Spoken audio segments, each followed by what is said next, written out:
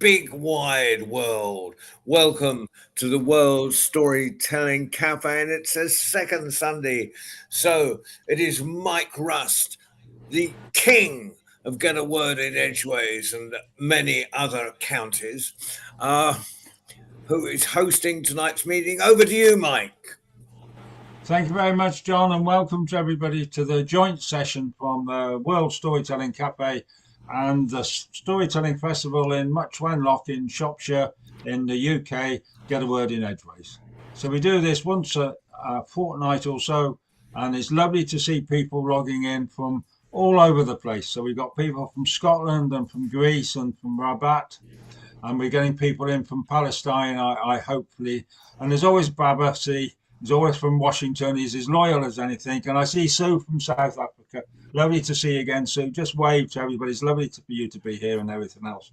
And I see we've got a few names, but names I don't quite recognise, but apparently they're coming in from the Palestine. So if whatever happens, if we have to change the batting order, we will do to facilitate that. It's lovely for the kids to come and see them and the people who are doing the hard work in that region of our world, particularly with what's going on over there. So we're going to start off with Donald from Scotland, then we're going to go to Keith, then we're going to go to John Rowe, then we go to Baba. And as always, we'll make it up as we go along. I'm going to be sat here for as long as this takes tonight. And if it goes over a bit, then we'll just have a break and get longer and take it on a bit. So that's not a problem at all. So let's just get started with a tale from north of the borders, we would say in England. And I do believe, I'll let you into a secret if you're in America, they've got a football team that's actually won something. And then they've sent them abroad to go and play a game abroad, which is the first time since 1992 or something, isn't it, Donald? Something like that. I know our football teams... Well, no, we did play in the European Championships.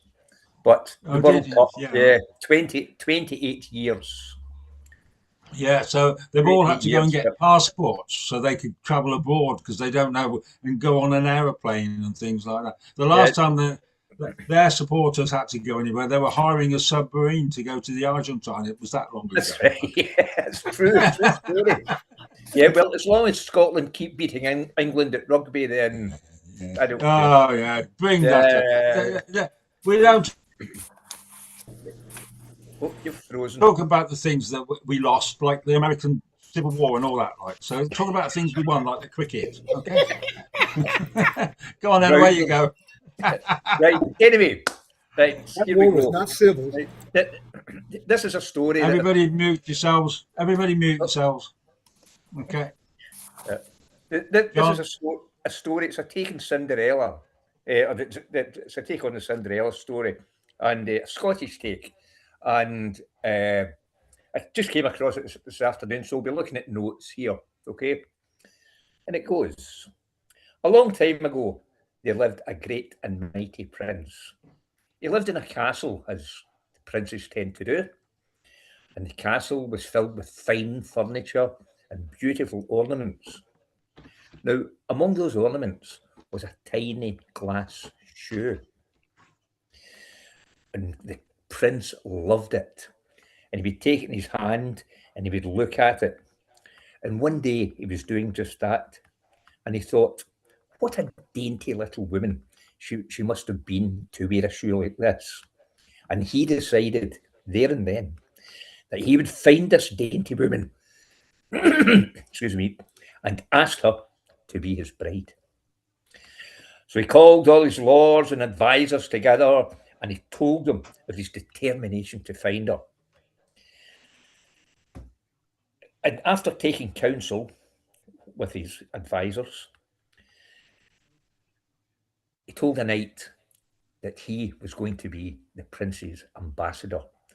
And he told the knight to take the glass shoe and get the best horse from the stables and ride around the country and find this woman that the shoe fits. So the ambassador put the shoe in a leather pouch and off he rode. And he rode and rode, visiting every town and village from the lowliest hovel to the grandest house. And when women heard he was in the area, they flocked down to see him and try on the shoe, but to no avail. and there were a great many tears of disappointment shed, but the ambassador rode on.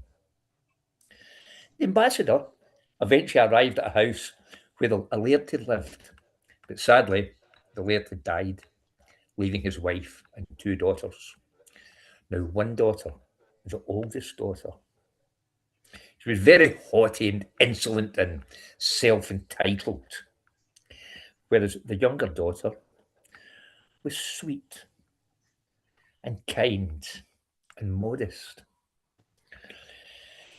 But when the ambassador rode into the courtyard, he said to the old mother, "I've been sent by the prince to find the woman that this shoe will fit.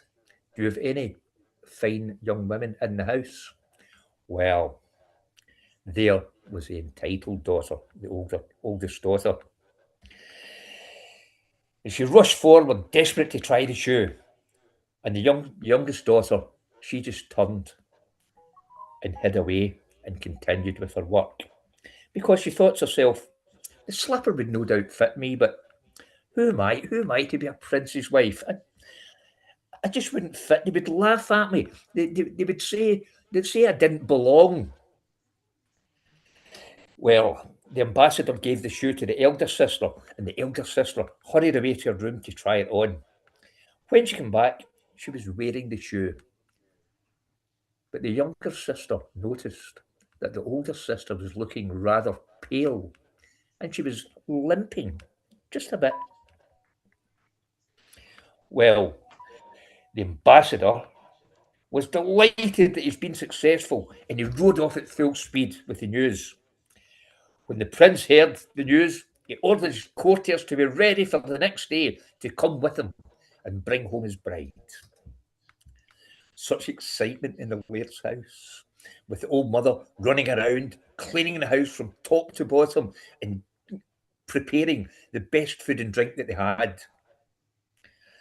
The bonny little sister, however, hid herself away in a corner of the courtyard behind a large cauldron that had been used for boiling hen's meat. She thought if the prince saw her, he would make her try on the shoe. And she didn't want to try on the shoe. She didn't want to be the prince's bride. Sorry, my screen's doing funny things here. What was it?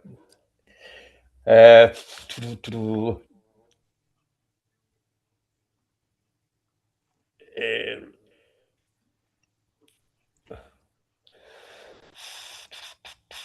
just trying the shoes on. Right, sorry, yeah.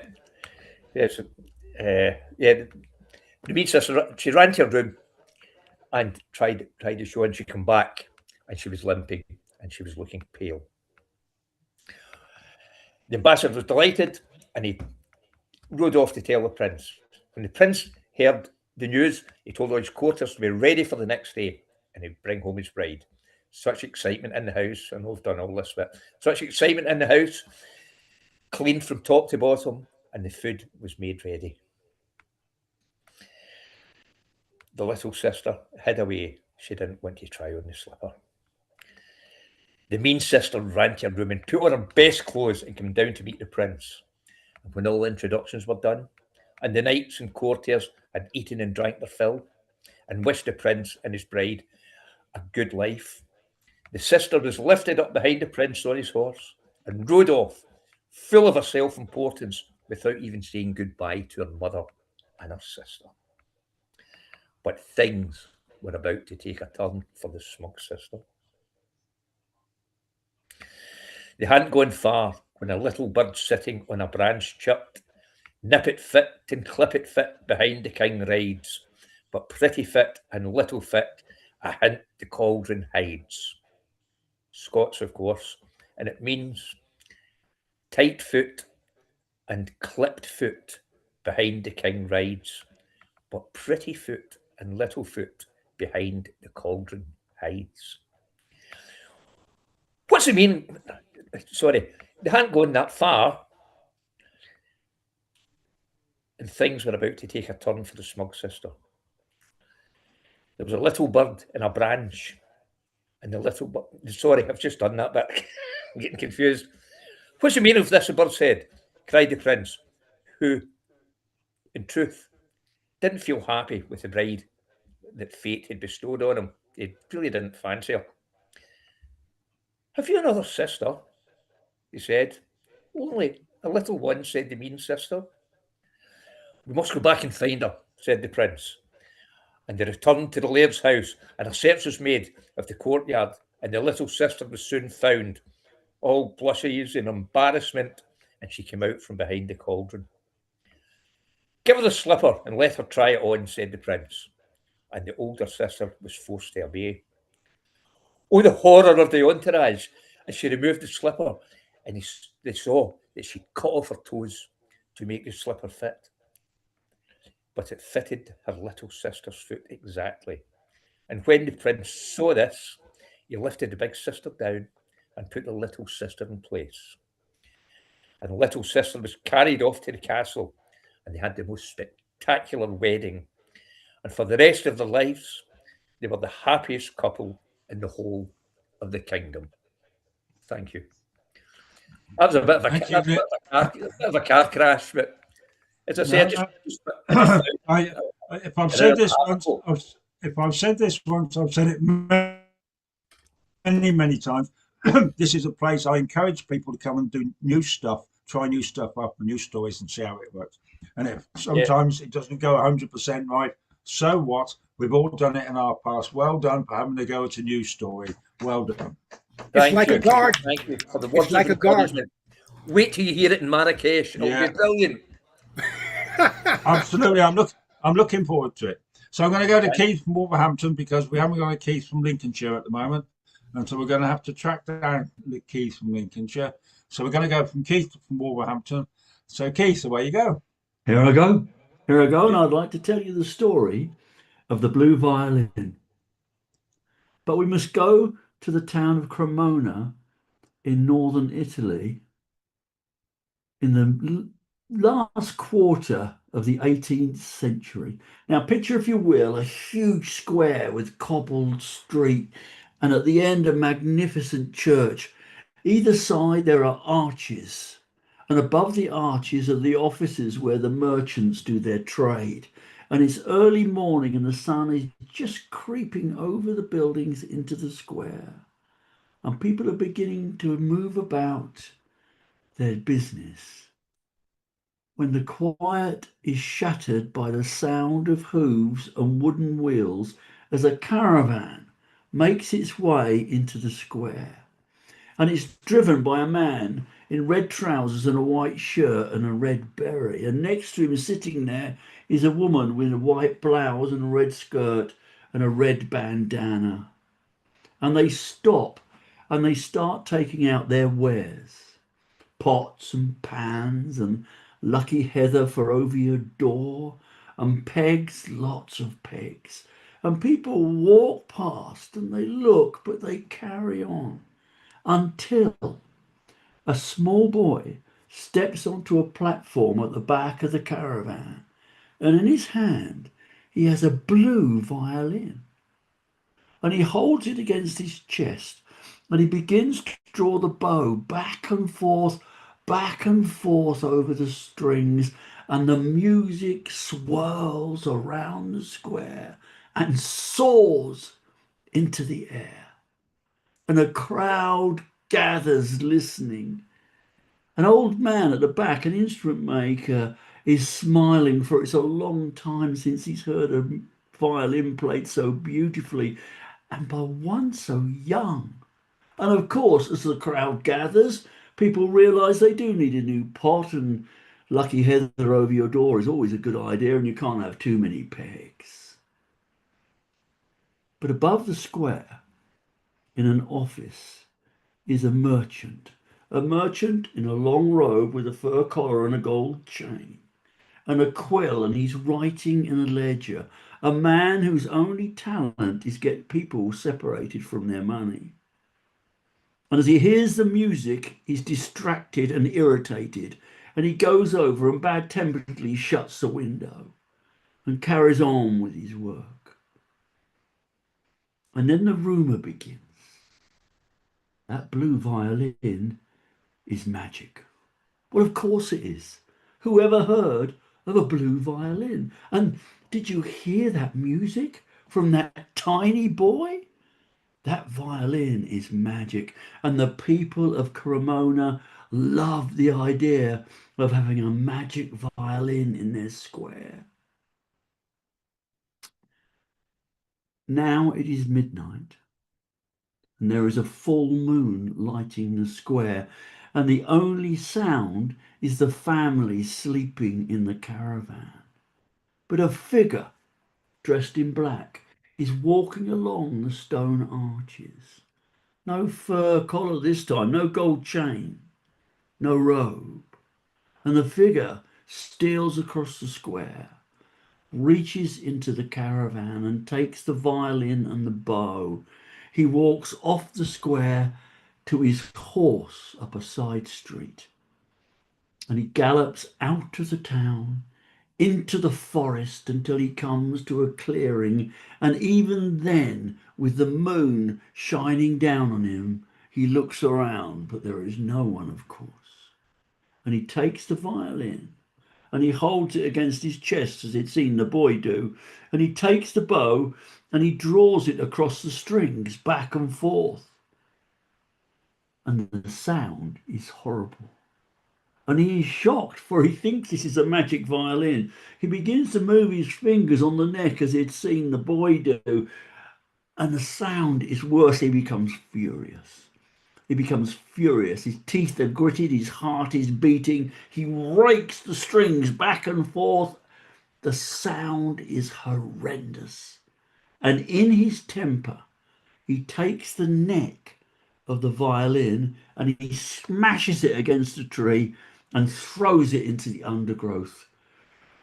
And he stops, gathering himself as his heart is beating. And he climbs on his horse and he rides back into the town.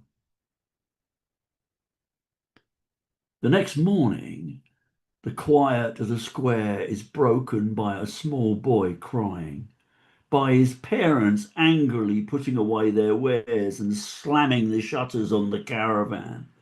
A crowd gathers, all talking at once. How could this happen? Soon the news will spread across northern Italy that Cremona is the kind of place where someone would steal a small boy's violin. There's a hubbub in the crowd. But at the back is the old man, the instrument maker. And the crowd parts as he walks forward, for he has a violin case in his hand. The father goes to speak, but his wife touches his arm. And the old man opens the case, and there's a beautiful brand new brown shiny violin, and he hands it to the boy, who sniffs back a tear and then holds it to his chest. He takes the bow from the old man and he begins to draw it back and forth over the strings, and the music swirls around the square and soars into the air. And the crowd cheer and clap as much in relief as appreciation. But above the square, a window slams shut. Thank you. The Blue Violin.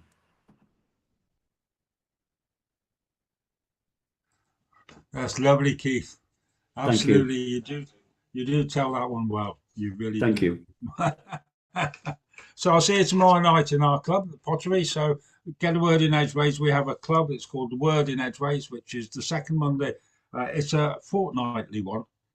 No, hang on, I'm talking about the club. So the club it'll be the last one of the season. It's once a month on the second Monday. So we don't have July and we don't have August. And it's an open club where people can come along and things. And so we're having it tomorrow night. And it's going to be light enough this time, Keith, for us to probably walk home in the daylight just about here, or if you're driving. And so I'm looking forward to that again. So we go to John Rowe and then Baba, then Despina. So John Rowe, you're next. And then at some point, we all got to talk about the East Anglia Storytelling Festival. Absolutely. Okay. So right now, I'm going to do a few poems, if that's okay, Mike. Of course it is. And I'm going to start. I had the reading yesterday, and I dug out some old ones I hadn't read for ages. So, and this one I wrote in the 1980s, and it was at the time when the BBC were banning things like playing Bloody Sunday by the Pogues and stuff. But the situations changed and the places have changed, but there's a lot of banning going on right now all over the world.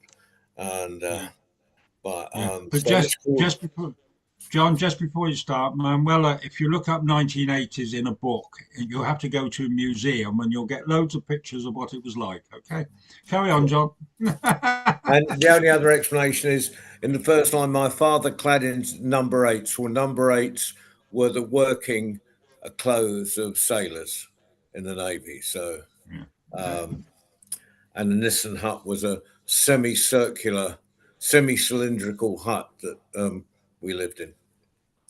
My father, clad in number 8s, dug his own drain from the Nissen hut 5 miles inside a land fit for heroes.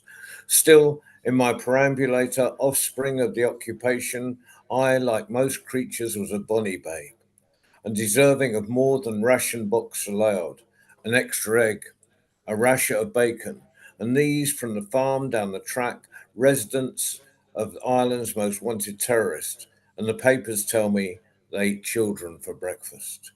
Now I'm nearly 6 feet tall, ugly, middle-aged, and running to fat. I would have been shorter and leaner if not for the IRA, the welfare state, and my mother's obsession with fresh food.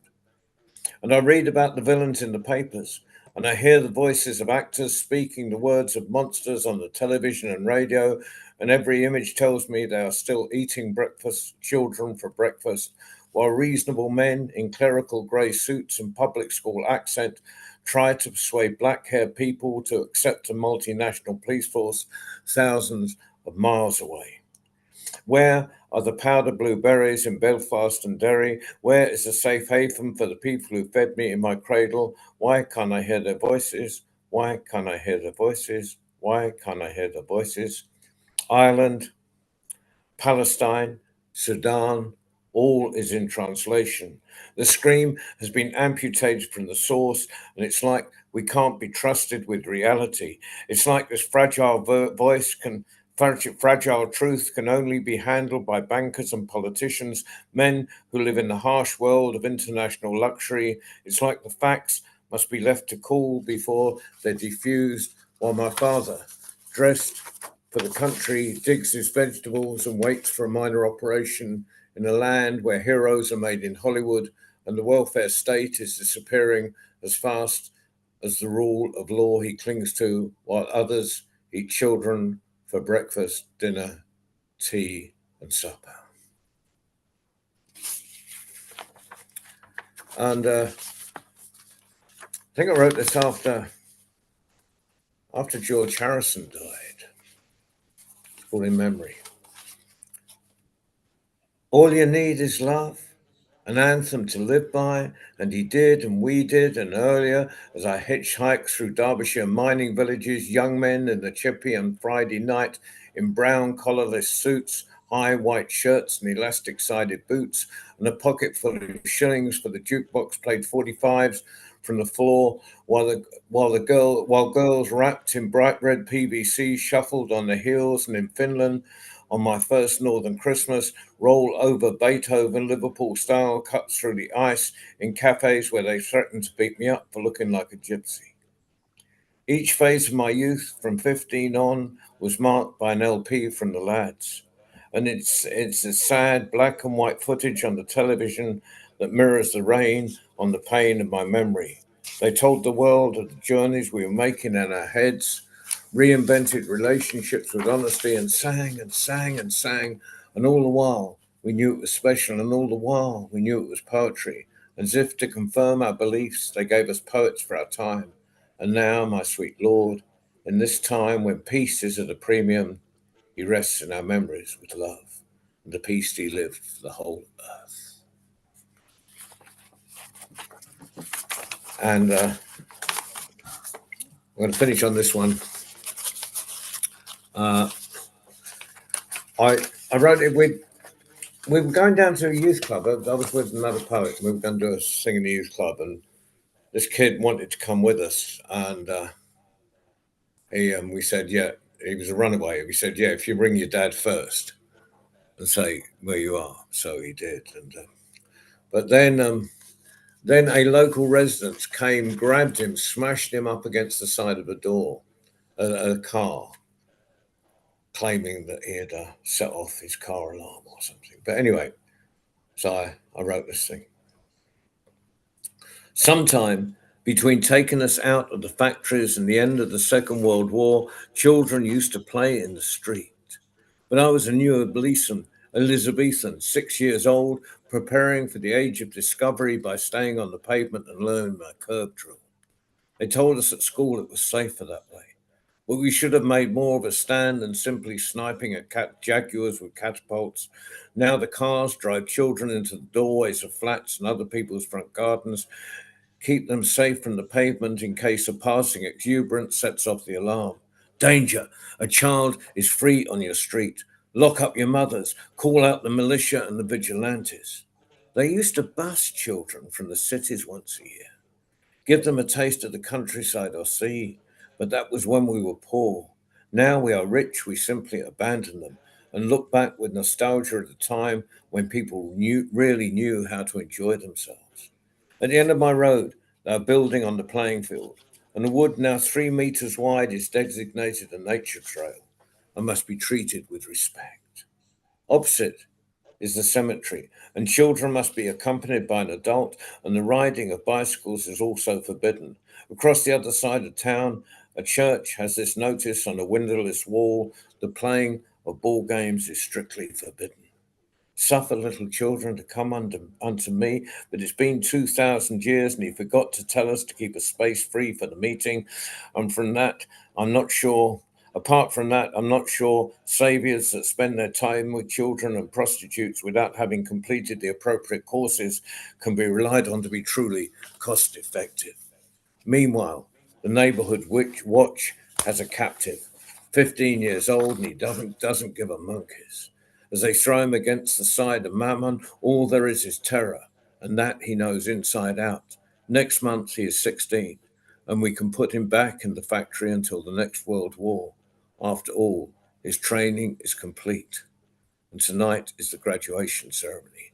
For like all children, in this time of affluence, he has everything. All right. Thank you, John. So how Killing old were it you? tonight, John. Killing it. Yeah. Sorry. So how old were you when you wrote those poems? Well, they were written between the 80s and the turn of the century, I suppose. So 80s, 90s, maybe early 2000s. John, whenever I listen to you share your poetry, it tempts me to start writing poetry again. So we'll see. Good. Well, we're looking forward to John coming up to Shropshire in October, and we booked him as a guest. I think we'll call him a guest poet this time, so he can do some of his poems in the poetry circles. Right, so we're going to go to Battersea. Then what I'm going to do, Manuela, I'm going to give a shout out to see who's around who wants to come in at that point. So we're going to do Battersea, then Aisha Farquhar, Miss Nadia Habib, Lana Dabrilla, and Aileen Antaria, and you'll have to give a little old white man in Shropshire points for trying his best at pronouncing your names. But if anybody wants to come on after we've done this story, now would be your chance. Okay, so Battersea, over to you. Okay, so I have to do a little preamble for this. As you know, America's had several very uncivil civil wars, and one of them was supposed to end slavery, which some would argue it has not done. So I'm going to share a story about King John Silver. Now, King John Silver in the story has a tambourine, but my tambourine once again has grown legs and has run away. So I'm going to use a shakere, and I'm going to use an old busted shakere because he probably would have done so too. That's not the one. The shakere, hello. All my new shakeres are staring me in the face but I want to, oh, there it is. So this Shaker, as you can see, has duct tape. They wouldn't have had duct tape back then. They might have had goose tape, but they wouldn't have had duct tape. A Shaker is a gourd that's hollowed out, and you hand stitch beads and lattice around the outside of the Shaker. Now in Africa, a Shaker, once it's dried out, a full-grown man can stand on top of. But this little brother is from North Carolina, and we're not doing that. So the preamble. After the Civil War, all the slaves are supposed to be free. Oh, by the way, I dropped some call and response in the chat, but I'll try to remember to let you know when you're supposed to call and respond. Okay, so after the Civil War, a lot of the enslavers just didn't free their slaves. They're enslaved people. So about a year and a half afterwards, General William Sherman went into, I think, Tennessee and Texas, and he told the people, use free, and they didn't know what that meant. But then he issued a military directive called Special Field Order Number 15, January 1865, where he promised newly freed families 40 acres of land in the South, and later another order that allowed them to give Army surplus mules to the new farmers. Yay! Not so yay. After Lincoln was assassinated and Andrew Johnson came into power, was elected president, became president, he overturned that order and took back the 40 acres and the mule, and gave the land that had been promised the newly freed enslaved. He gave that land back to the slave owners. Okay, so you have to know that. So this is a story about King John Silver. Now, King John Silver was an enslaved person, and you may hear me accidentally slip into saying slave. But these days in my community, we say enslaved, not slaves, because our history began before slavery. So, a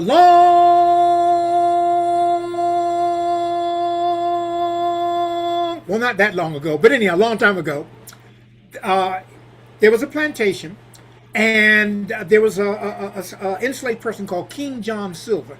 Now, they called him King John because he carried himself in a very regal manner and did his best to emulate his tattered clothing in the fashion that a prominent African would have worn back in the days preceding slavery. And they called him Silver because even though slaves weren't supposed to have money, King John Silver always seemed to have a pocket full of silver. Now, how was that, you may be asking? Well, he would go off to town where he wasn't supposed to go. He would sell fortunes he wasn't supposed to sell and make money he wasn't supposed to have. So when I say he would go off to town, you can unmute and go where he wasn't supposed to go. And when I say he sold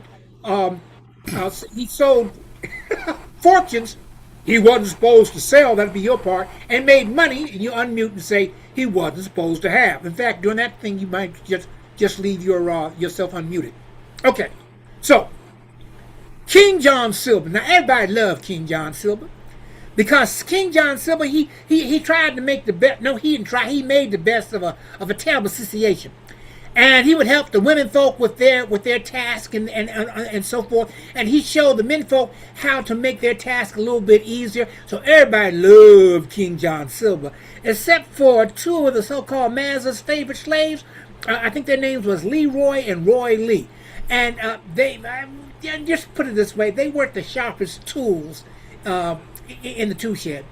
But they were jealous of King John Silver because no matter how bad things were, he always seemed to come out over top. Now, as I tell this story, I want you to think about what the wise and famous Aretha Franklin would say when she sang Who's Zooming Who. Y'all get that in a moment. Well, one day, King John Silver, he done snuck off the plantation and he went to town where? Was supposed to go. And he started, go ahead, come on. Where he wasn't supposed to go. And he sold fortunes he wasn't supposed to sell. And he made a whole bunch of silver that he wasn't supposed to. Oh. All right. Y'all doing good. Y'all can keep on. We know that this whole this thing, the Zoomy, doesn't come in synchronized, but that's all right. Y'all doing fine. So King John Silver was coming back toward the plantation. It was getting evening, and the so-called master was walking around, and he was thinking, I don't know what about, but he was thinking, and he saw emerging from the forest this tall, deeply melanated black man coming back from town where he wasn't supposed To go. Go. Go. All right. And wait for it. And as he walked up on John, he said, John. Now, here's a historical note. They didn't talk like that. And if they told you that the enslaved were going this and that and the other thing, that's because the people around them were going this and that and the other thing. But that's another story. Well, as he walked up on John, he said, John, where have you been? Now, John knew he couldn't tell that man that he had gone off to town where. He wasn't supposed to go. And he definitely couldn't tell him he had been selling fortunes. He was. You wasn't supposed to go. But about that time, John's pockets betrayed him, and the so-called master could hear silver in his pocket. Silver he Wasn't supposed to have. And so the so-called master, John. Not John Rowe, this is another John. John. Is that silver I hear in your pockets? Now, King John Silver knew he couldn't tell that man he had silver in his pockets, and he was thinking, and then the so-called master, John, where did you get that silver? Now, John knew he could not tell that man he had gone off to town where? He wasn't supposed to go. And that he had been selling fortunes he wasn't. Supposed to sell. And that's why he had a pocket full of money he. Wasn't Supposed supposed to to have. have. So now John might have been enslaved, but he wasn't stupid. So he said, well, sir,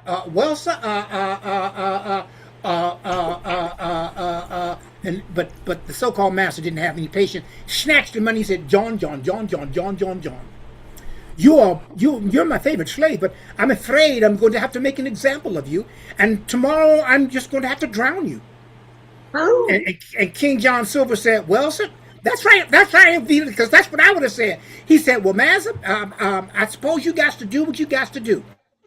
So the next morning, the so-called master sent off for his two favorite slaves,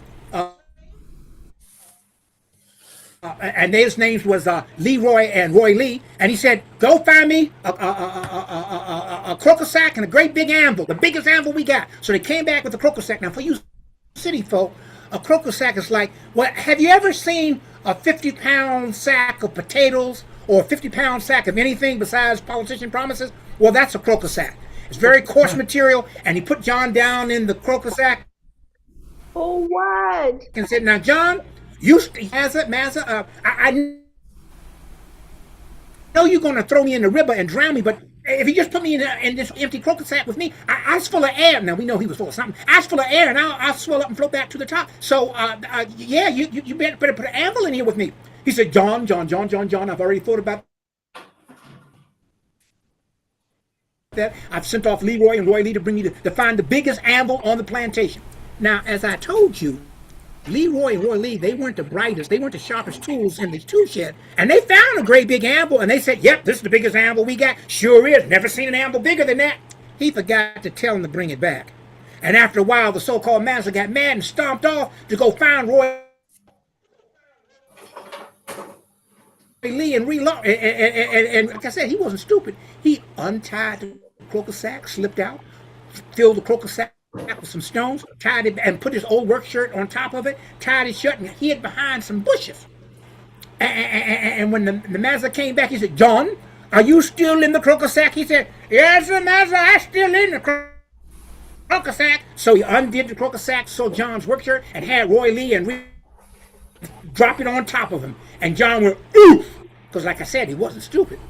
And they tied it back shut, and they started dragging it down by the river. Well, word had gotten around that they were going to kill King John Silver. They're going to drown him in the river. And the women folk just started to do a good woman's voice, but y'all use your imagination. Because they were sad because King John helped make their day a little bit easier. Them find ways to be less painful at the end of the day. So everyone was gathered down by the riverside. Oh no, that's another thing. Anyhow, and they started boo-hooing. Now, I need you guys to stay unmuted, and you're going to help me. When I do that, you're going to go 1. When I do that, you're going to go 2. When I do that, you're going to go 3. So they got that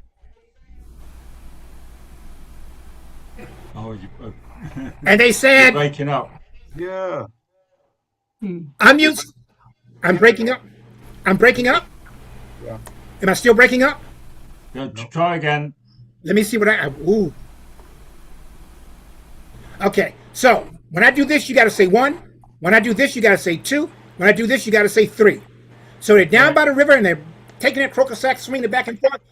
And they said, One, still breaking up. Then they said, 2. two, they said, three. and that croaker sack shot up in the air. And it came down and went splash, bloop, bloop, bloop, bloop, bloop, bloop, bloop. And everybody just knew King John was in that croaker sack. And they just knew that he was drowning. And they felt very bad, but they had to go back and do the things they had to go back and do. Well, after King John saw everybody was gone, he sneaked off and went off to town where he wasn't Supposed to where he be. wasn't Supposed to to sell be. fortunes. He wasn't, and made a whole lot of silver he wasn't supposed to.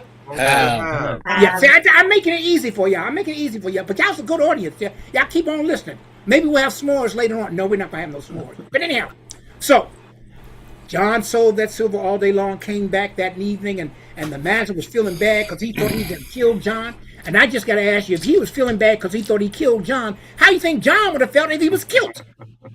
Well, as he looked and saw out of the forest come this tall, deeply melanated black man exiting the forest, walking back toward the plantation, he went, "Oh, John, John, John, John, John, John, John, where have you been?" Now, he knew he couldn't tell that man that he had gone off to town where he wasn't Supposed to be. and selling fortunes he wasn't. Supposed to have.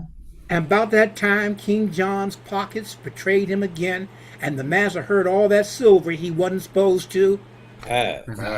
He said, John, is that silver out here in your pocket?" "Well, master, I suppose it is." "John, where did you find silver?" Master, when you threw the croaker sack in the river, I tried to be a good slave, and I tried to do it. You know, you trained me to be a good slave. I tried my best to drown on the bottom of that river, but I told you I was full of air. The anvil fell off the top of me, and I floated to the top of the river, and I had 2 pockets full of silver. And the master said, "There's silver in the river?" For those that needs to see it. Oh, this is an Anansi story. How? Well, it's a Jack story. He said, "Well, how can I get some of that silver?" And John looked at the master, and like baiting, he started smiling. He said, "Well, master, I suppose you got to get in a croaker sack." Well, the next day, everybody gathered round, and the master was in the croaker sack, and he said, "John," he said, I'm going to get in this croaker sack. Leroy and Roy Lee, drop the anvil on top of me. Drop it on top. Boom. Oh! Because that stuff hurt. And they dragged it down by the river. But this time, people weren't crying. They were trying their best to keep from laughing. And they started taking that croaker sack back and forth. And they said, 1, 2, 3. And that croaker sack shot up in the air, came down with splash, bloop, bloop, bloop, bloop, bloop, bloop, bloop, bloop, and it fell to the bottom of the river. Well, now you'd think that idiot would try to come up to the surface, but nah, he down at the bottom of the river, the anvil slid off top of him, the croaker sack opened up, and he's scrounging on the bottom of the river looking for silver. And finally, when he couldn't hold his breath any longer, he shot up to the top of the river like a fish caught by the wrong end. Came out half drowned, looking uglier than when he went in, and that was tall order. And came out, and he walked up to John, he went, John, John, John, John, John, John, John, I didn't find any silver on the bottom of the river. And John said, well, master, I suppose because you got that big house on the top of the hill and already filled with silver and gold and the good china, you didn't need to see it. You weren't supposed to see it. The master looked at John. He looked at his big house. He looked at John. He looked at his big house. And without nary word, he stomped off to the top of the hill, went in his big house, and they didn't see him for near 3 days on end. But John, he grabbed his tambourine, and went off to town where he wasn't supposed to. Oh, Started selling fortunes he wasn't supposed to, and made himself a whole lot of silver he wasn't supposed to. And to this day, they say on a cool day or a hot day, if you listen very closely in Washington, D.C., you can still hear him going, fortunes, fortunes for sale, fortunes, fortunes for sale. Now, here's my question. In the words of very wise Aretha Franklin, who sang Who's Zooming Who was running that there plantation? John or the so-called Mazza? Oops, I stepped on a pen. The pen bent, and that's the way that story went. Asante. Oh, this was Well, I love it, Baba C. That was thank you, That's one of Barbara. my That's favorite lovely. stories. Right, so I want everybody to mute now, please, apart from me. Okay, if you haven't muted, please do. So we've had the messages come back from. So we're going to go to Lana Darbriel. First off, Here, Liana. we can hear you. Liana. Yes, Yeah, okay. there we go. Hello, Leanna. There you are. There she is. Leanna is from Gaza, and she is Miss Aisha's student, and she joins my conversation classes almost once a week. And she's a great storyteller, and she's going to tell us a story. Leanna, over to you. Okay, hello everyone. I hope you're all doing well. My story today is When Silent Things Spoke. One day, I was organizing some old belongings in my grandfather's house when I found an ancient wooden box covered in dust, as if years had woven a blanket of silence over it. Driving by curiosity, I opened it and found a large iron key, an old letter, and a picture of a stone house. At first, they seemed an ordinary things, but my grandfather smiled and said, "Don't look at them as objects, look at them as pages of Palestinian heritage." I held the key in my hands and asked, "And what is that story of this key?"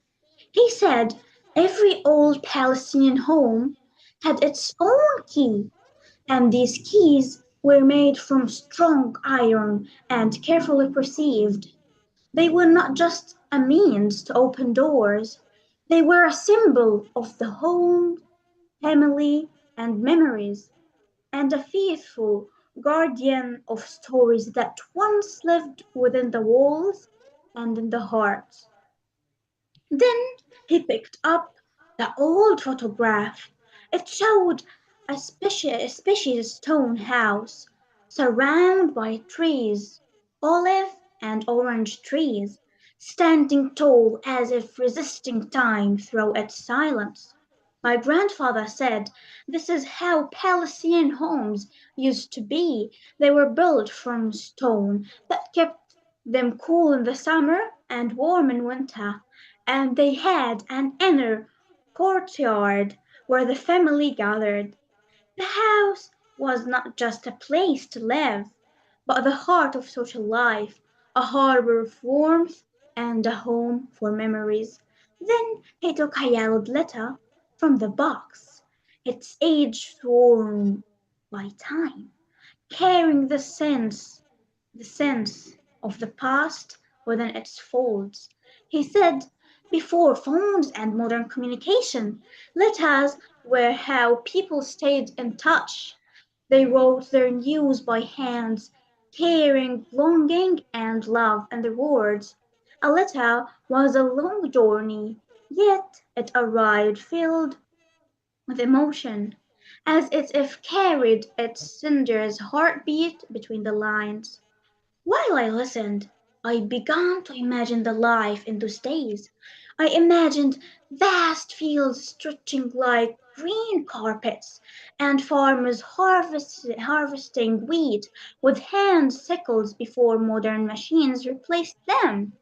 I imagined the stone mill where women used to grind to make bread, its stone turning like the wheel of days. And I imagined the oil lamp that pushed back the darkness of night with a modest light, yet enough to gather the family around it. Every one of these tools was a part of daily life, and thus become a part of Palestinian heritage, bearing witness to a past whose tracks still remain. Then my grandfather took me to the garden and pointed some plants. He said, "This is sage, and this is thyme. As for mallow and aqub, people used to gather them from the land and prepare traditional dishes from them. These plants were not just food, they were part of Palestinian relationship with the land, a deeply rooted bond, as firm as olive trees and its soil. At that moment I closed my eyes and imagined the sound that once filled Palestinian village, the sound of millstone turning, the voice of the sellers in the alleys, the sounds of harvest time in the season, the sounds of folk songs and dabka in the weddings, and the call of prayer rising between stone houses, sounds that have faded from some places, yet still echo in memory like an unending reverberation. I realized that the heritage is not only what we see, but what we hear, live, and perceive in our memory. Then my grandfather said a sentence I will never forget. Things may disappear and life may change, but heritage remains as long as there is someone who remembers it. At that moment, I looked at the key again. I no longer saw it as a piece of iron. I saw it as a witness to an old home, a letter that traveled between loved ones, fields filled with wheat, and sounds that lived in villages generation after generation. And so I understand that Palestinian heritage not merely old possession we keep, but the story of a people who perceived the details of their lives and small things, keeping them alive in memory no matter how much time passed. And if past extends its hand to the present and whispers, as long as heritage lives in hearts, the story will never be lost. Thank you so much for listening. Oh, Alana, that is absolutely lovely. Keep yourself unmuted for a moment. There's a couple of questions I'd like to ask you. So the first thing is, can we ask you how old you are? I'm 14 years old. You're 14. How many languages do you speak? I just speak Arabic and a little bit English. Well, you don't speak a little bit of English. Your English is very good. Thank you. It's a 10 out of 10 for your English, absolutely. I speak two languages. I speak French because I live there in English, and I think your English is better than my French nowadays. Okay, so thank you for coming. You're always welcome to come here, and please keep in touch with us as we go. Right, so we got Elsa Fakara, Misk Nadia Habib, Arlene Antari. Are any of the three of you there? Would you like to come forward? I think Misk is there. Misk, are you there, Misk? Yes. Misk is going to tell her story in Arabic. And that's so fine. Carry on. we try and write in the chat a summary of what the story is about. And Misk might not be able to turn her camera on, but that's okay because she has a beautiful voice. Over to you, Misk. Misk is also from Gaza and they both Misk and Liana are now in Egypt. Okay. You, Misk. Okay. Today I would like to tell my story in Arabic. Okay. حكاية الملك وخاتمه. يحكى أن في غابر الأزمان كان هناك ملك ذو سلطان وجاه، ولكنه كان يعاني من تقلبات نفسية حادة، فإذا فرح طار فرحا ونسي من حوله، وإذا حزن انكسر وانعزل وضاق به ملكه. أراد الملك أن يجد حلا لضعفه الإنساني هذا، فجمع علماء مملكته وفلاسفتها وأدبائها وقال لهم بحزم: أريد منكم أن تكتبوا لي عبارة بليغة تكون بمثابة دستور لعمري. إذا كنت في قمة الحزن والضيق وقرأتها فرجت عني، وإذا كنت في قمة الفرح والانتصار وقرأتها ضبطت نفسي ولم أغتر. وأريد هذه العبارة موجزة جدا بحيث نقرشها داخل فص خاتم الصغير لتلازمني دائما. عجز العلماء، فكيف لعبارة واحدة أن تجمع بين طياتها دواء الحزن ودواء الفرح المفرط؟ فالحزن يحتاج مواساة، والفرح يحتاج كبحا. جلس الحكماء أياما يتناظرون حتى تقدم كبيرهم، وكان شيخا وقورا انحنى ظهره من تجارب الأيام. نقش العبارة داخل الخاتم وقدمه للملك قائلا: لا تقرأها يا مولاي إلا إذا ضاقت بك الدنيا أو طارت بك الدنيا فرحا. ودارت الأيام وهاجم الأعداء المملكة، وهزم جيش الملك، واضطر أن يهرب وحيدا في الجبال يطارده صهيل الخيل وصوت السيوف.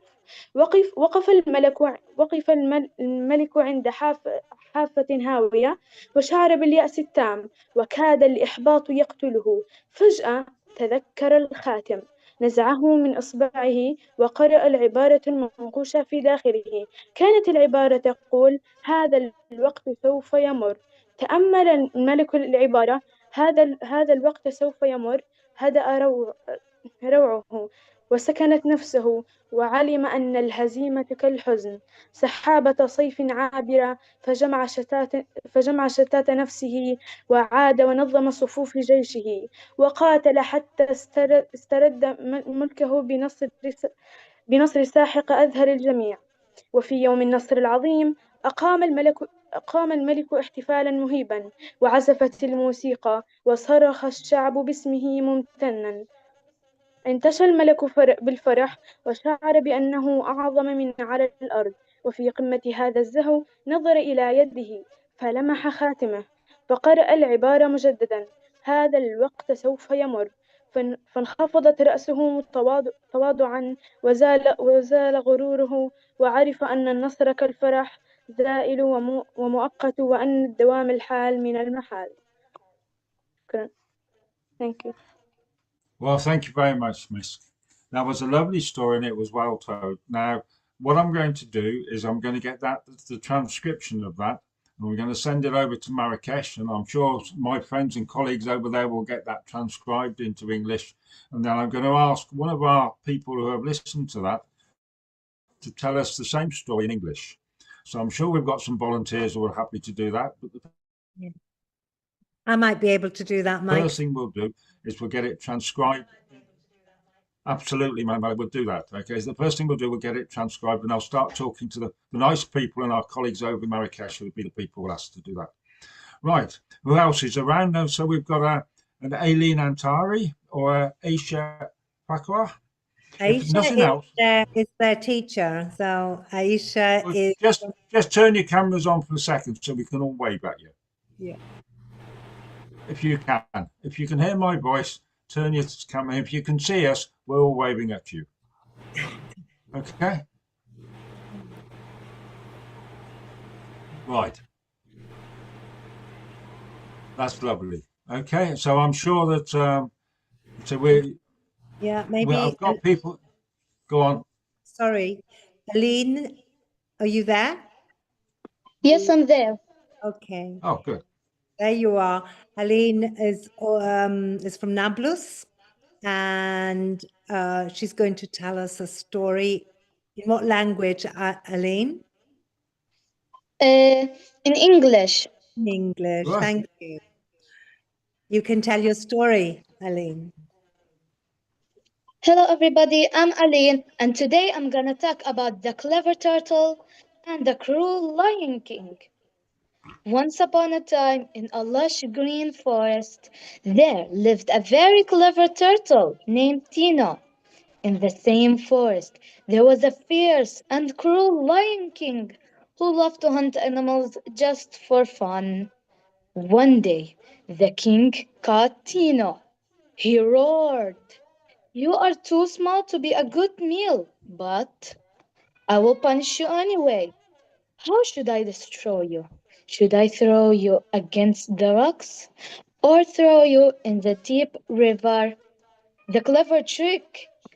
Tina knew that her shell would crack if she hit the rocks, but she was an excellent swimmer, so she used her intelligence. She pretended to be terrified and cried, "Oh, please, mighty king, throw me against the rocks. Break my shell. But please, I beg you, do not throw me into the river. I hate water and I will drown immediately." The escape. The foolish lion grinned. He wanted to give the turtle the worst punishment possible. "Ha ha! If you hate the river, then that is exactly where you're going." The lion roared. He picked Tino up and threw her far into the deep, rushing river. As soon as Tino hit the water, she dove safely inside her shell, swam to the surface, and laughed out loud. "Thank you, silly king," Tino shouted. "The river is my home." And the moral of the story, brain beats brawn. Thank you for listening. Thank you for listening to my story. I really appreciate it. No, thank you very much for being here. Can I ask you the same questions as I asked Asha? So how old are you? I'm 10 years old. 10 years old. Oh, well, lovely for us to be here. And can I ask you, how many languages do you speak, Miss? I speak two languages, English and Arabic. Well, I think I don't know about your Arabic because I don't speak Arabic, but I think your English is very good. So, and I've been speaking Thank you very much. English. Yeah, well, I've been speaking English a very long time, so I can say that. Okay. So anytime you want to come here again to tell a story like that, you'll be very welcome to. Okay. Thank you. No, it's great. Lovely to have you here. Right. Manuela, is there anybody else that we can get in now? Otherwise, we'll go to Despina. Is anybody else? No, Miss Aisha is their teacher. So if you want to say hello, Aisha. Hello. Hello, Aisha. How are come you? on. Come on, turn your camera on so we can see you for a second. Okay. Oh, okay, I will. I'm going to sit. Yes. How are you? Hello there. How are you? Everybody wave. Everybody wave. So Yes. we're going to ask. Watermelon. So we're going to ask you the same question. Thank you. Yes, I am from Nablus. I teach. No, we're going to ask you the same question. Okay. Right. So can we ask you how old are you? You don't have to answer that. Yeah, Mike, come Answer on. it, but yeah, okay. You are ageless. So how many? You're ageless. How many languages do you? How many languages do you speak? I speak two languages, English and Arabic. I am an English teacher, so I teach middle classes, and I teach Gazan student who flee to other countries like Egypt and other countries. I volunteer to teach them. Well, Aisha, your culture Yes. and my culture share something in common because watermelon represents your culture, and watermelon is very strong in my culture because of the red, black, and green, which represents our cultural identity. So I just wanted to share that with you. Thank you. You're welcome. Okay, I will. That's good. Well done. So we'd all like to say you're very welcome here. You're always welcome to come at any time with your students, and whichever language they're telling stories in, we'll accommodate that in every so on. Okay. And I know how old you are because you look 21 to me. Hey, Mike, one more quick thing. For those who may not be familiar with Juneteenth, that is a celebration that started out in the African American community and is usually celebrated on June 19th. It has now become a national holiday. I'm not so sure with the guy who's in the White House now, but it's a national holiday and it's celebrated throughout June. So that's Juneteenth. I forgot to share that. Thank you. Great. Okay, thanks, Baba. Right, so well done, Aisha. It's lovely to see you and your students here. I'm just going to move on to Greece now. Okay, so, and Greece isn't that far away from Egypt if you live in the UK. Okay, so Despina from the island of Syros. Indeed, yes. Well, it looks like it's hot, but you tell me it's hot every day there. Yeah, I'm under the air conditioning right now. Yeah. Right. Okay, so over to you. Thanks. Very nice to meet you, Aisha. As Manuela, I'm one of your colleagues. We teach English to kids as well. But I think you, in your case, you're doing a much more important job. So you have our full support, and congratulations to your girls. They're wonderful. I wish I could understand the Arab story. I'm looking forward to hearing the English version of it. So I've read a story recently. I had heard it in the past. I did not remember it. I really, really liked it. And I'm going to share it with you for the first time. So cut me some slack, please. I'm drawing courage from Donald, who tried it out first, and maybe the girls who are here will enjoy the story as well. It talks about an ancient Greek god, and that god is called Dionysus. And this is not one of the Olympians. Dionysus is a very peculiar kind of god. He's the god of wine and revelry, and in many, many ways, he's different to any other god, not just for what he represents, or I should say for what they represent, but also for what they are. So Dionysus one day was at a very young age, for a god, was standing at the beach and looking for a boat to sail to other lands and get to know the world and travel to other places. And this very peculiar boat came nearby, and the men on board, they did not look very friendly, to be honest. One of them, probably the captain, he had a scar across his face, slashing his face in two halves. And another one was missing an arm, and he had this kind of hook instead of a hand.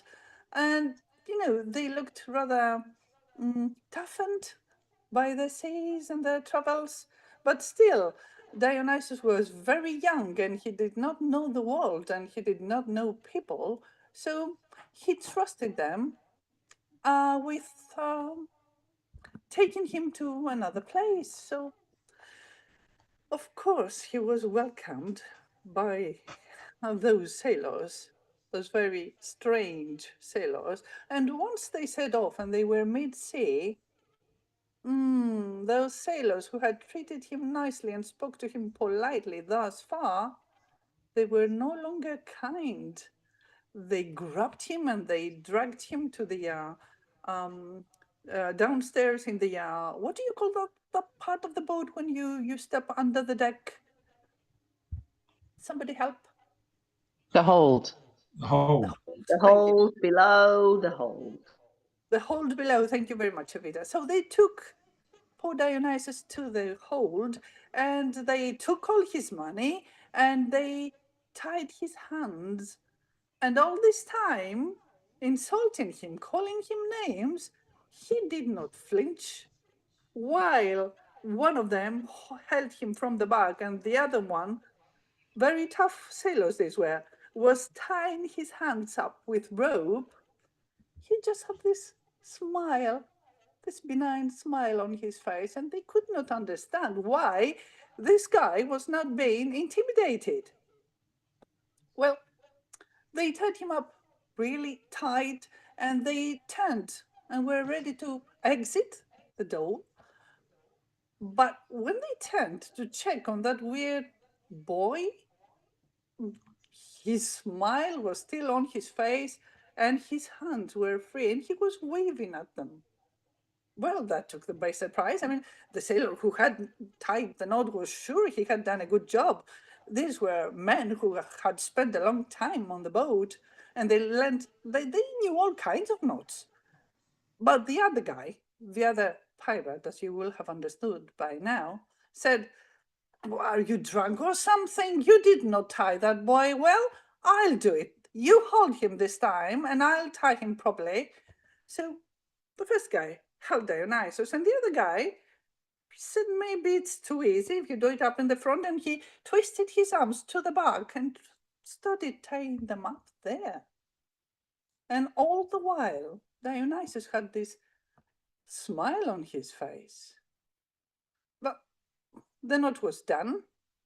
He was tied up really good, and he had tied the knot with all his strength, and they turned their backs and were ready to exit the dole when, just giving it a second glance just to make sure, they saw that the boy had this smile on his face and his hands were free and he was waving to them. Oh, they were taken aback. They didn't know what to do now. They called the other sailors and they told their colleagues and the captain that such and such thing had happened, and they didn't know what to do. But the captain did not believe them. He was furious. He said, "You useless drunkards, I'll do the time this time."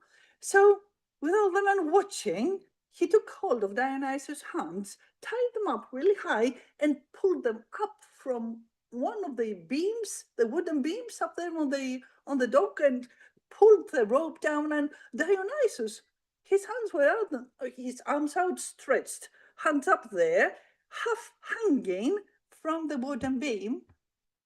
And everybody watched the captain tie that knot, and they were ready to get outside, get on board on the deck. And as they were leaving the dole, of course, they turned and saw Dionysus. Well, you would think that his hands would be untied by now, wouldn't you? There he was, up there, just like the captain left him. So they were sure the captain had done a good job this time. And they went on deck and carried on with their normal jobs. But as time passed and the sun set and the night started to darken the skies, they sensed this smell coming up from the door, and they turned and looked, the ones that were near there, and from the gaps in between the wooden beams, out came pouring this red substance, this kind of liquid that smelled nice. And they approached, and one of them just put his finger in it and tasted it, and he said, "Wine." And then he called everybody else, and they witnessed the miracle of the wine coming up from underneath the dole. And the hellman, probably the only one with a bit of wits among them, he said, "You foolish men, haven't you realized? You shouldn't lay a finger on that person. Probably they are one god or another. Could be Zeus, could be Apollo with a silver bow, could be Poseidon himself for all we know. You shouldn't try to kidnap him or steal his money or hurt him in any way possible, lest all the fury of the gods is unleashed upon us. We should take him to some place, some refuge, wherever he wants to go." But the men had been tasting that wine, using their cups, and they were having a good time, and they would not care less about that hellsman and whatever it was he was on about. So they kept drinking that wine, and the wine seemed endless. And then, to their amazing eyes, don't know what kind of substance was in that wine, but they saw this thing coming out from underneath their feet, from under the deck, from in between the beams, this kind of grapevine started spreading and circling and swirling around the main mast of the boat, going all the way up. And out from that trunk came branches that in a few minutes before their very eyes were heavy with grapes. And they tasted the grapes. And it got weirder and weirder. And now the drunk men did not know what to do. They called for the captain. And the captain smelt the wine, saw the men in that state, intoxicated, saw that huge grapevine up there on the mast of his boat, saw the grapes laying heavy from the branches. And he said, "That man must be a wizard. I'll show him." And he drew his knife. And they opened up the door for the captain to enter the door. But they heard this huge roar coming out from underneath, and everybody fled. They took cover. And the captain himself, he stepped backwards and waited, because he could see that something was approaching from underneath that door. Out on the deck came this huge male lion, big mane, sharp teeth, roaring all the way. And the men immediately got sober and they started jumping off the boat. All of them when the huge lion was on deck, captain included, except for the helmsman, who bowed in reverie in front of the god he had recognized. And the men who jumped off, the minute their bodies touched the water, they started changing. All the hairs left their body, and their arms, as they were outstretched, they started shrinking, and their legs came together in one elongated tail that turned into a fluke, and their hands had become flippers, and their noses had become beaks, and they were smooth and sleek and beautiful as they entered the water, because all the malice, all the roughness, all the cruelty had left their bodies, and now they were pure sea people. And the helmsman that had recognized the great god, he said, "Just tell me where you wish me to take you, and I will." And so he did, and on the way to Ikaria, an island in the north part of the Aegean, all the dolphins jumped up and down inside the sea and out, and had a joyful time as they were returned into their childhood selves before this world had altered them. And pure like that they remained. And this is how we still, to this day, have sea people following our boats. Sometimes when we travel the Aegean Sea, if we are up on deck watching, sometimes we get a glimpse of them jumping between the waves.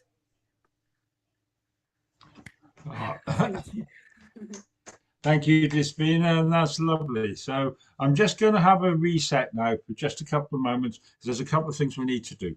So firstly, I've been remiss on something, so I'm going to correct that at the moment. Diana Pearce, it is lovely to see you here again.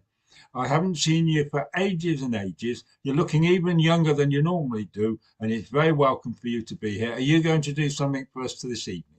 Yeah, thank you for all that. I'm delighted to be back. And yes, I have got a story if there's time. That's lovely. Of course, there's always time for everybody here. Absolutely. So I'll put you down for one. Right. So the other thing we have to say is that in 2 weeks' time is the 21st of June, and I will be sat in Suffolk in a place called Stowmarket, which is where the festival is. Now, Despina will be there. John Rose should be there. Baden's going to be there. Evita's going to be there. Keith's going to be there. And I don't know who else. I would be. I'll be in Australia. Baba, I'm afraid you're not at this one. You're in Australia? Oh, okay. Well, we're going to be drinking beer in Stowmarket at the East Anglia Storytelling Festival, and so I'm going to do it live from there. We're going to set it up. I'll be on the portable. I've done it before from there, so we're going to be there for that. There'll be trouble. So that's yeah, you'll be there as well, right? Yeah, I know. So I won't be there, but please have a drink for me. yes, absolutely. We'll run up a bar bill, and you can pay it when you're in Marrakesh when we see you. I will pay it with your tab. I will pay it with your tab. Right. One last thing. I was going to make a Dalton joke about Despina's story, but I saw no porpoise in it. Oh. Right. I'm going mute. Please. Right, Sue in South Africa, don't laugh. Whatever you do, please don't laugh. It encourages him. Yeah. Okay. Right. So I've got Baden. I've got Sue in South Africa. Rachel, I see she's come in from Canada because she's emigrated from Hong Kong back to Canada. I have no idea what time it is. It must. So you're doing something today. So who wants to do something now before we finish? I know Diana does. I know Avita does. Right, Norman, Rachel, yes. Okay, Rachel, if you go next. Okay, then we'll go to Avita, and then we'll go to Diana. How about that? So is it me next? Right. So Rachel. Can I just Avita? I'm going to have to go in a minute, but next Friday is Renu from India, so I'll just drop that in. It's been wonderful tonight. Thank you, Mike. Yeah. I'll leave it in Well, your it's been a busy, but it's been really enjoyable, and we're still steering the magic carpet. So let's see if we head it off in the right direction. John, I'll see you in a fortnight if I don't see you before. Okay. Bye-bye. Don't do anything I wouldn't do as normal. Thank you. I've got to have Manuela, food. Manuela, are you going to do one yourself? Manuela, are you doing one yourself? Not this evening. My family's demanding food now. So I'm Oh, going to have okay. to leave, but I'll catch your stories on the recording. What time is dinner? I'm on the way. I'll send you some food. Cyberspace. Right. Bye. Talk to me in a week, Manuela. Okay. Right, so we're going to go to Rachel thanks Smith for being from here, Canada. dear friends. Yeah. Bye-bye for those who are leaving. Okay, so we're going to go to Rachel, who's a really exponent on personal stories. I don't know if you're doing and a today personal one tonight. I'm not going to but do a she's the personal one. story. I'm going to do something completely different. I'm completely out of my wheelhouse. Okay, can everybody hear Go on me? then. Where you go. Okay. Yes. Let me take you back. Before the lion had a name, before the drums and the acrobatics, before the firecrackers and the choreography, back to a village that didn't celebrate the Lunar New Year or the Chinese New Year. It survived it. Each winter, just as the moon turned, the lian came down from the mountains. Now I want you to imagine the lian. Close your eyes if you like. Picture something that doesn't walk, it drags. It doesn't roar, it grinds. Its breath smells like wet stone and burned feathers. Its limbs bend the wrong way, and it hates noise. Legend says that the lian came down from a place where slow silence rules and there's no bright colors. That anything louder than a whisper is an insult and everything is in shades of gray. It comes to our world and it imposes its will on us. And when it arrives, people don't scream. They don't fight. They cower, throwing cloaks over their children to try and hide them from the beast. But it never works. The lian every year would find at least a few of the children and drag them off to make its silent dinner. And then one year, just before the New Year's Day, a stranger arrives. A traveling puppeteer and his assistant, cart full of lacquered heads and silk limbs. He tells of the many lands he has visited and the many wonders that he's seen. And he says he isn't afraid of monsters. Boom! That's how the lion arrives. One heavy step, and then another. The sound is deep and low. The ground vibrates. The villagers tremble and poise to hide. But the puppeteer doesn't run. He's heard of this beast in his travels, and he knows just what to do. He stands in the village square wearing a lion's head that he stitched the night before from bamboo and cloth. It's big, it's colorful, its eyes seem alive. And the lion approaches, his terrible jaws silently opening, ready to devour the puppeteer in his offensively colored costume whole. The puppeteer waits until the last moment, and then his assistant begins to beat a rhythm on his big drum. Slow at first, and then faster and faster. The puppeteer in his mask moves. The lion's head snaps and twists. Its mouth opens and closes, its limbs thrown out in joyous dance. The lion pauses. The sound to him is like a blow. He recoils from the color, the excess. The drum beats louder and louder, and the mask rushes towards the lion, moving, dancing, shifting. The monster takes a step back, first one, and then another. The villagers peeking out from their hiding places see the monster retreating. They see hope for the first time, and they begin to clap. Slowly at first, from the doorways and the rooftops. And then out onto the street, they clap, they bang pots, they shout. And the puppeteer shouts encouragement. Make noise, he cries. Your life and the lives of your children depend on it. The villagers give it all they have. And the lion screams. The colors, the noise, the movement, high and brittle. And then he flees. The villagers cheer and celebrate their victory. And in the morning, the puppeteer and his assistant are gone. Only the lion head remains, resting on the drum. And the villagers rebuild, and they remember. And every year since, they dance that lion through the streets. They wear bright colors. They beat drums until the hills shake. Not for celebration, not for tradition, to remind the lion that fear and silence have no place here. So the next time that you see the lion dance, don't just watch. Join in. Clap. Shout, move, because somewhere in some forgotten mountain, the lion is still listening. Oh, thank you very much, Rachel. No, that was something completely unexpected. I was really expecting you to do a personal one, so that was really nice of you. Thank you very much. So now I was I usually do personal stories, but this last November, I was forced to write 4 fictional stories, so that's one of them. Oh, okay. It's very much in the American tradition. It's lovely to hear. Thank you very much.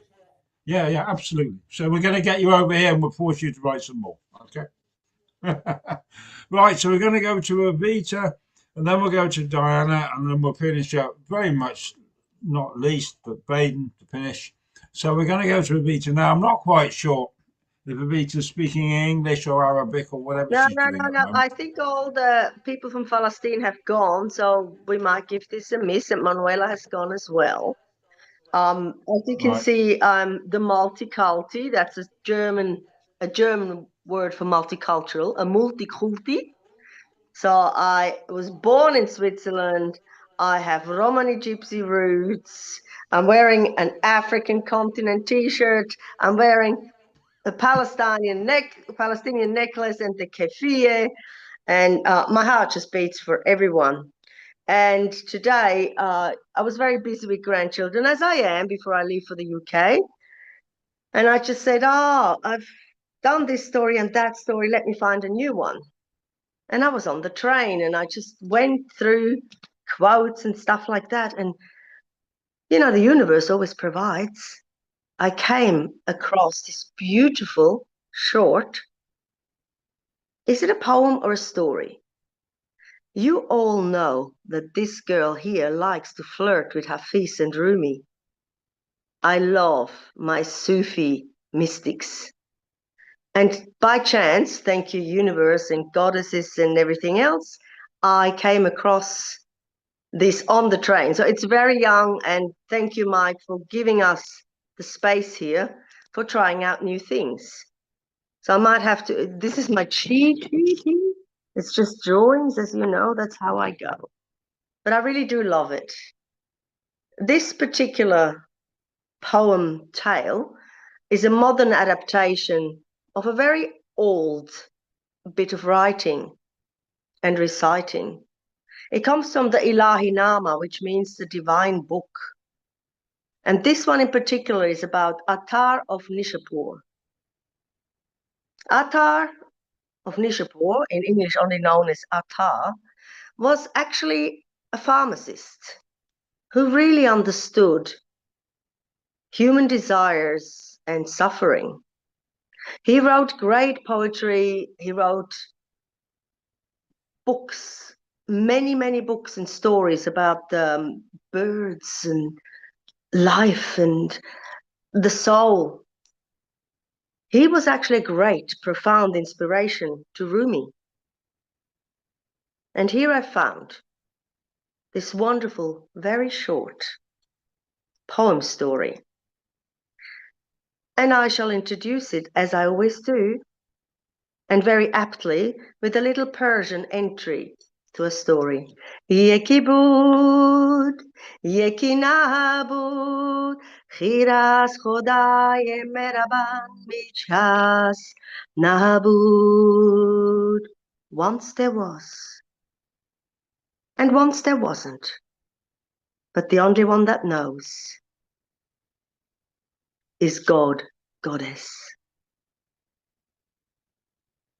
This is a story of a victorious king who met an old man planting trees in a garden, and a question that still confronts us today. King Anushrivan was returning from a victorious battle with his soldiers. The soldiers were weary but proud. Behind them, the noise of battle and bloodshed. In front, nothing but silence. They came to the great city of Ray and decided to take a rest. A cold spring breeze rose, and the soil was damp. It smelled good. Soldiers weary, king restless. The king was so restless, he moved about, and then he decided, I shall go for hunt. Come hunting with me, brothers, for I cannot rest. But as always, when the king went hunting, he went in disguise. He took off his crown. There was no shield. There was no robes. He was one of many riders. And off they went, and the breath drew pictures in the air. It was that cold. They rode. A deer flashed across the field, light as light can be, almost unreachable. Well, the horses thundered after it, dust rising from their hoofs. But the deer found a small wall and jumped across and disappeared. The disguised king and his party entered that garden, and that king noticed in the far corner there was an ancient man, stooped by time, doing very slow movements. He went closer, and he saw that the old man was planting a sapling. He stepped closer. Old man, grandfather, what are you planting? Very slowly, Very deliberately, the old man kept making a small hole and lovingly putting a sapling in, and just mumbling, "I'm planting a walnut tree." The king stepped closer. "Oh, really? A walnut tree?" I'm sorry to say, grandfather, that trees, fruit trees and nut trees, are very slow to grow. And you will not harvest those fruits while you're still alive. Have you thought about that? Now the old man looked up with very clear and steady eyes and said, "I know. We are all eating fruit of trees that have been planted before.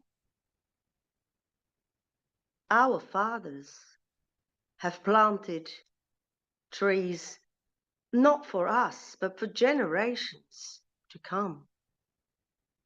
You see, each life is a cycle, but the fields still remain." The king went quite silent. "Pardon me, grandfather. Here's a thought. Why don't you plant wheat instead? It is much faster to grow, and you can feed people much sooner." "Yes," said the old man, "this is so. Wheat lasts for one season. Trees are grown for generations. You see, wheat feeds the body, but walnuts feed the memory. Those who seek a quick reward will do so, but who will build things that will last?" "You see," said the old man, justice must fall like gentle rain, not just near the palace walls, but all across the country.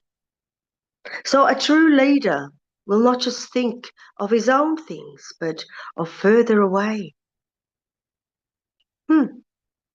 This gave the king pause, and he thought. And he looked at the old man and said, "Can you tell me something? How do you know all this?"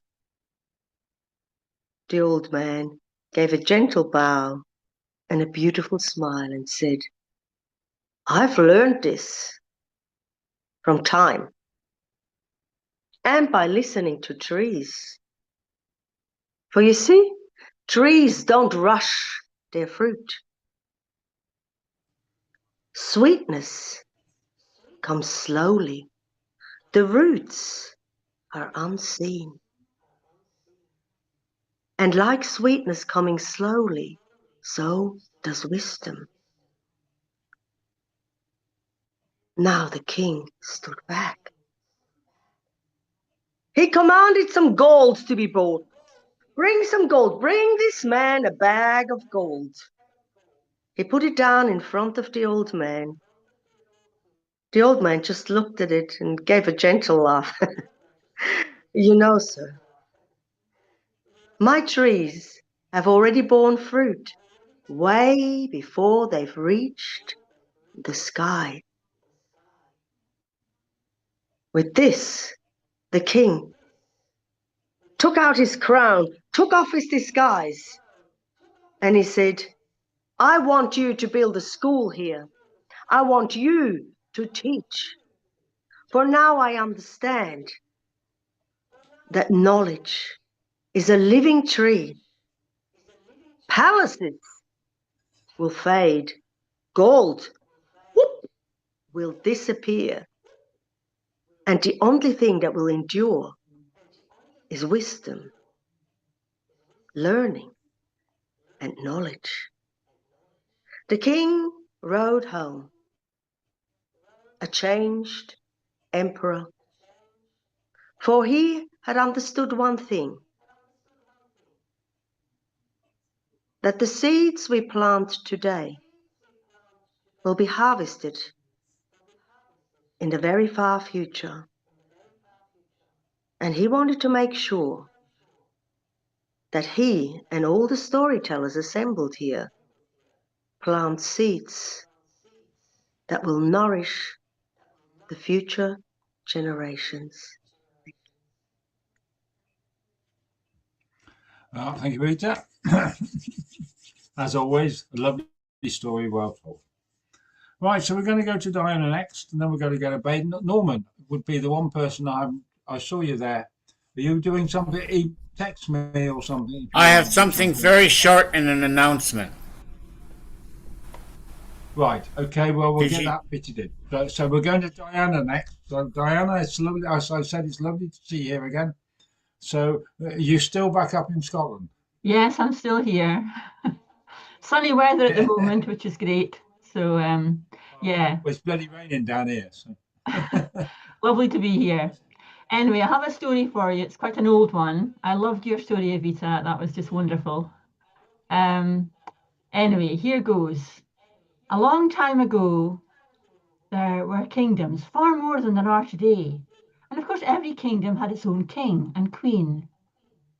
Well, one of these kingdoms belonged to this king, and he had taken over from his father, and he'd learned all the ways from his father, and he was very good at encouraging the people to be innovative. All his subjects knew about their ways of farming, and he would congratulate them if they thought up a different way of harvesting the food, or a better way, or anything new like that. He was always encouraging them to think more and more deeply about their own surroundings.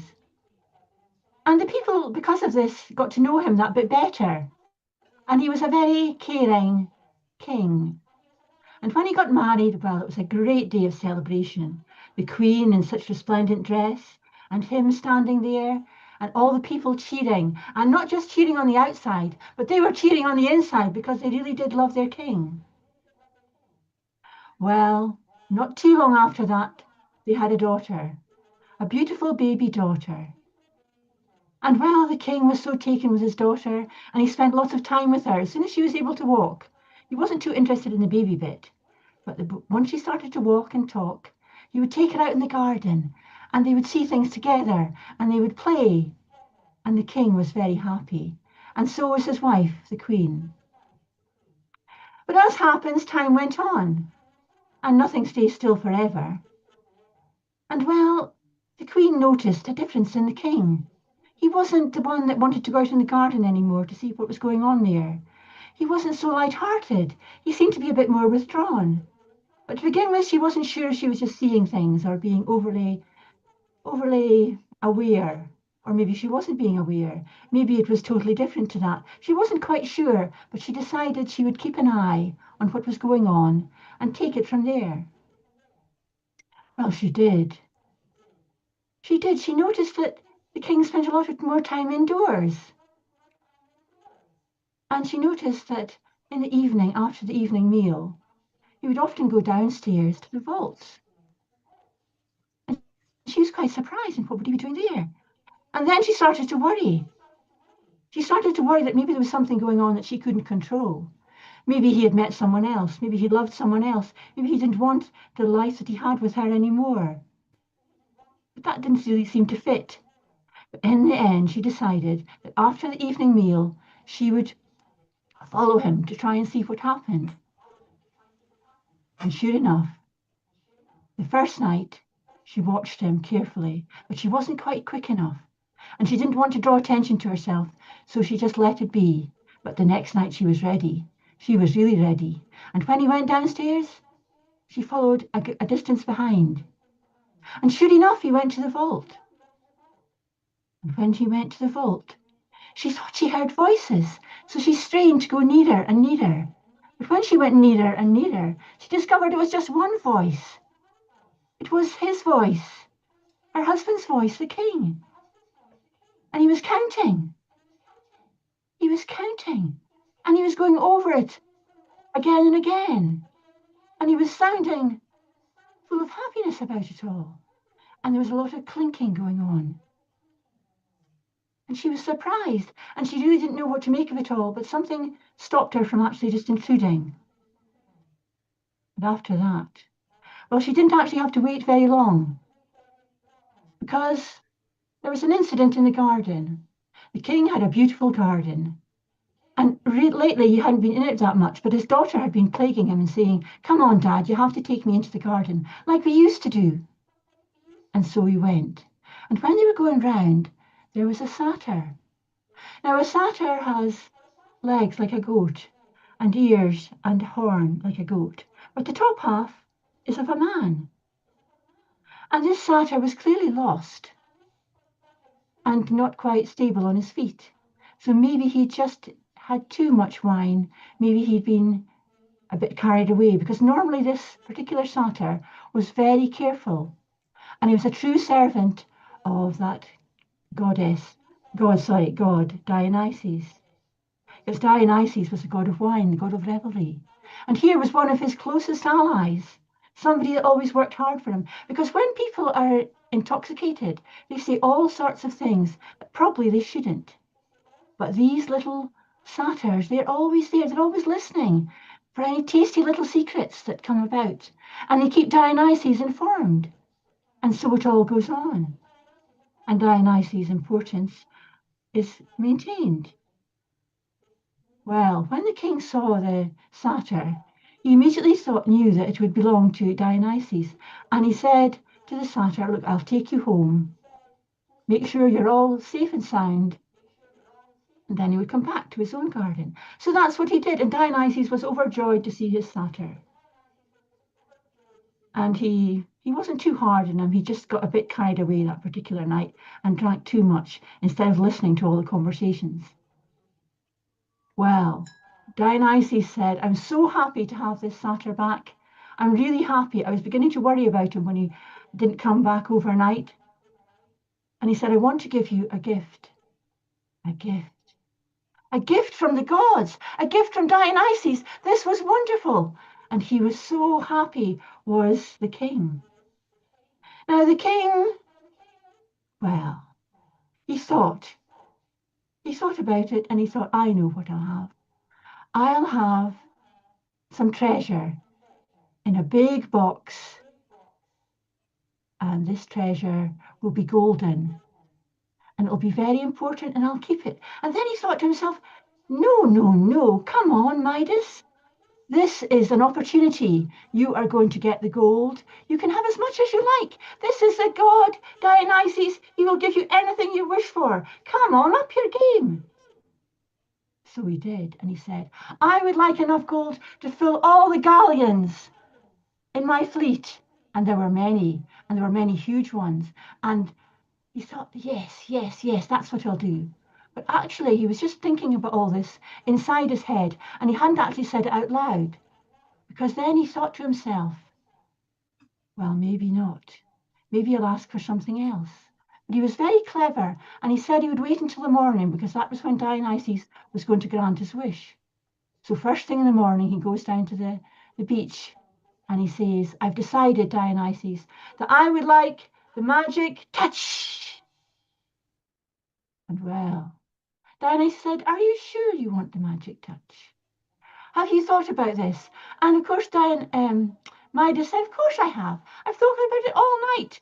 Gold is very important to me. If I have the golden touch, just think how wealthy I can be, how important I can be. This will be wonderful." And Dionysus, well, he wasn't going to give the game away, but he just wanted to be sure that Midas was asking what he really wanted.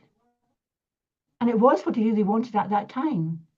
And when he went away from the beach, he turned a bush, and the bush turned golden, and one of the flowers at the top fell over because it was so heavy with all the gold. But he didn't worry about that. He kept going on and found more bushes and made them golden, and looked back and thought, wonderful. And then he came to the pathway up to the palace. And he thought, no, not sand at my feet. Gold should be at my feet. I am the king. And he made it into a golden pathway. But it was a hot day, and the sun was beating down, and he found that his feet were burning. So he had to run as fast as he could off the path and inside to the house, the castle. And then when he got to his room, he shut the door, and the door, well, it turned into a beautiful door, all golden with carvings. And he felt very pleased, but he was tired by now. So much excitement, up early in the morning. So he decided he would lie down, and he went over and he fluffed his pillow, but the pillow became a rock and he couldn't lie down. And then he thought, I'll have something to eat, and he turned to the grapes. And before he put them in his mouth, he realized they were golden too. And then there was a knock at the door, a big knock. And his little daughter came running in with her arms outstretched, and he knew what was going to happen, and he wanted to run away, but there wasn't any room and there wasn't any time. And she ran to him and she became a statue. And what was he going to do? He realized how foolish he had been. And he felt very sorry about it, but he still didn't know how he was going to get out of this mess. And well, he thought, I got myself into this mess, I'll have to get out of it. And he thought and thought and thought, and he listened to people round about him, but he decided in the end the only way to do this was to go back and face up to Dionysus and tell him that he wanted the spell to be broken. He didn't want the golden touch anymore. He wanted just to be a king. And he realized how many blessings he had, and how he had a queen, and he had a daughter, and he had subjects that listened to him. So he went back, and Dionysus listened, and he forgave him, and he told him to go into the river, and when he came out, then he would be free of the curse, because it wasn't really a great wish, it was a curse. And he walked back to the castle, and he was free, and he was so joyous. It was like a big veil had been lifted from in front of his face, and he suddenly saw what was really important, what was of value. Nothing you can count in monetary terms. What was of value stood before him. And that is the old story of King Midas and the gold.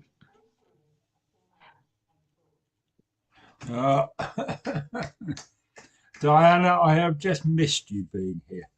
You've been remiss not coming and telling your stories here. You really have.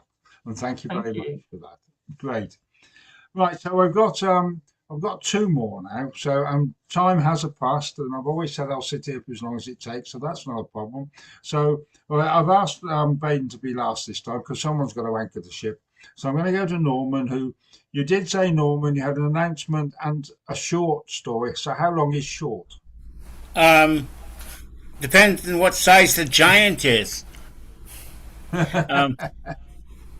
Okay, the announcement, I'll make it the announcement. First of all, where I'll give you a quick beginning to this story. Many years ago, I was helping tear down a house and was walking between the joists of the second floor building, and below me was a bunch of lathe work and things like that, and the basement below. So I slipped, I fell, and my leg fell through the ceiling. And as I went down in one leg, on the other leg, and I hooked around the joist, and so I didn't go into the basement. And through that, as that went down, up came an old rusty key flying through the air and landed in front of me. And so that has been the beginning of the story stone, the making up stories.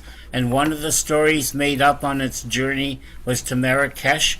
A young man named Zuhair at the Riyadh Star said, I can't make up stories, I can't tell them, and he made two of them. He did both of them. He made up a story and he told it to me, the story of the compassionate camel. And in the brevity, to keep time down, this is the request. He told his story about the compassionate camel. I want to translate it from English into Arabic. This is his story. And what I would like to do is have somebody put the story out and bring it to Marrakesh, so that not only do stories come from other places, Marrakesh creates stories. And so the story of the compassionate camel was created by Zohar, many years, number of years ago now, and I'm going to ask Lucy to have it translated into English, and that's about the whole story right there and then. So the rest of it, Right, okay. Stay tuned.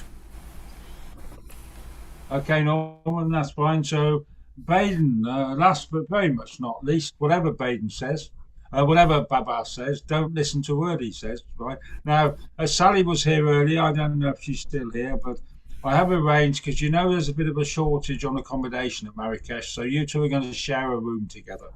Okay? Whoa. Who's going to share a room with Baden? Nice try, Mike. Yeah, no. You know, only put it this way. You two know how important I am. Now, only one of us is going to come out alive. And it won't be Baden. It ain't going to be that guy. Right. Okay. But before... Right, anyway, Baba, mute yourself, Baba. Mute yourself, Baba. Mute yourself. Come on, Baden. Yeah. You have the stage. The world is yours. Permanently. But before I kind of shut him down totally, quick reference back to the story that he told about John Silver. And I'm going to do a short poem after this. I had a job just before I went off to university that his story reminded me of. And I was working in a factory in the kind of like gathering together of the stuff that these women at the benches were making. And I worked with this Jamaican guy called Vince. I never knew what his name was. He was just Vince. And Vince was in charge of me. And our job was to go around the benches when the women had finished making up their stuff, collecting it in these mobile baskets and taking it down to the warehouse to be packed and shipped. And one day, one of the women had kind of like got all her stuff together and she wanted to call me over. Vince was a character. And she wanted to call me over to say, come and collect the stuff from my bench. And she couldn't remember my name. And Vince happened to be standing next to her. And she was saying, what's the young boy's name? I want to call him, but I can't remember his name. And Vince said, call him whatever you want to call him. You don't need to remember his number. And she was, no, that's good. And Vince was like, sure, Robert. So he turned around and he went, Long John Silver. Long John Silver. And of course, I just heard Vince's voice. So of course I turned and he turned to her at the bench and he went, see? And I came over, collected her stuff. And do you know, for the rest of the weeks that I was working there, that guy never called me anything except Silver. So that was my name for the rest of the 6-8 weeks or whatever I was there. Never forgotten it. Right. And okay. And Baden, we all think you look silver now, mate. You know that, don't you? Well, you know, he was also a seer. Quick poem written for an amazing guy, one of the genuinely nicest people that I've ever known in my life. I mean, his story, which I'm not going to bother to tell you now, we'd be here all night, is astonishing. Refugee who I ended up teaching with at Tottenham College. And after a long gap, we got in contact again, and he told me he developed arrhythmia, a heart disease that affects us all guys. And immediately it prompted this piece of writing, which is called A Rhythmical Heart for Kazim. This heart beats to an irregular rhythm. Soft accents and subtle stresses crash headlong into rock-hard white noise walls. He who has ears to hear, let him hear. This heart breaks at the sight of an underdog's plight, sees ragged refugees in flight, a flock of carrion crows, entrails plucked, bones picked clean by hosts of vultures. He who has eyes to see, let him see. This heart burns A steady trail of acid drips from uncaring pens and lips, eats away at tender sensibilities, sends a message to the faithless many saying, let's rid ourselves of all these strangers in our midst. He who feels it knows it. Oh, it's lovely. That is absolutely lovely. I hadn't heard you tell poems before. You've got a whole collection of poems yourself, I think, now. I'm working on an anthology which I thought was going to be coming out at the end of the year. It's going to take a bit longer. That's how I started, like John, many years ago, but I've not been doing poetry for a while. I used to run my own poetry night, one of the most respected and still kind of talked about nights in London for years. But I then cancelled all of that. But yeah, I've written a few bits and pieces. So, babe, I want you to here we listen very go. carefully. I truly appreciate you. Just hear this few bits and pieces. I bet you we need to delve into this. No, let him talk. Let him talk. I want you to listen carefully. I truly appreciated your poem. You, John, and I share that in common. I used to be known as that poet that acted out his stuff during the DC Poetry Renaissance. I truly appreciated your poetry. And, thank you. And they're witnesses that I just said that. Yeah. Normal hostilities will be resumed. Yes. Yes. Well, maybe if we're all being nice to each other, maybe fish a couple of mine out at some point. You never know. Right. So I'm going to call it tonight. It's lovely. Everybody has been here. So I know. Did you want to tell a story? Yeah. Breaking up. So, Mark, I'll save it for next time. But I just want to say to you guys. I'm ever so sorry. I missed you out. No problem. I just want to say I'm off to New Zealand for 2 months. So I'm not ignoring. The time difference is just too big for me to join in when you have a session. But enjoy your summer and enjoy the wonderful festivals that you're having in England at the moment. And I've got a special one lined up for Babasi from Botswana of how fire was discovered by man. So I'll save it for you. Oh, that sounds like a hot tale. It's a hot tale. Well, I'm fired up. Right, so my apologies. If I haven't fitted you in, it's my apologies. Sometimes you do tell stories and sometimes you don't. We'll certainly keep in touch with us while you're there. Message us or WhatsApp us or whatever.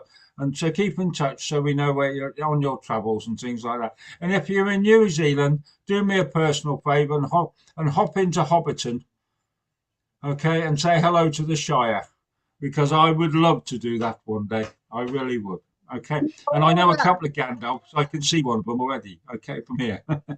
Hey, Sue, kia ora. Enjoy your time over there and collect stories. Oh, there's lots of storytellers in New Zealand. Right, Rachel, I hope you've enjoyed this evening. This is how it normally works. And now we've got you in our orbit. I hope you come back again. She is absolutely famous. For those who don't know, she runs the personal storytelling stuff with Nikarika and Sinam. And they do a lovely job, and it's a really supportive little community I've been part of, where they help you out and they sort you out and all sorts of great session. The next one's on the 27th of June. 27th of June, yeah. And there's still a few spaces open. Right, in 2 weeks' time, I will be sat in Stowmarket in Suffolk, somewhere in a building on the edge of a festival, waiting to go to a pub down there, and there's going to be lots of people. Yeah, absolutely. The festival will be over, and we can sit down and relax a bit before I start traveling back. It's going to take me a week to get there and a week to come back again. I'm really looking forward to it. Right, so there you go. Okay, we'll call it. It's a lovely evening again. I'll see you in 2 weeks' time. And thank you all for being here. I couldn't do this unless you fellas came and did what you do with me. Thank you very much for being here. See you there. Bye. Night, everybody. Take care. Bye. And thank you for the stories. Thank Bye-bye. you, Norman. Good to see you, Norman. Take care. Take care. Bye, take care. Okay. I'm on the way to Night all. supper.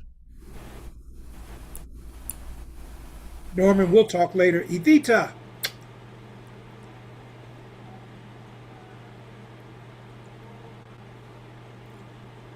C out.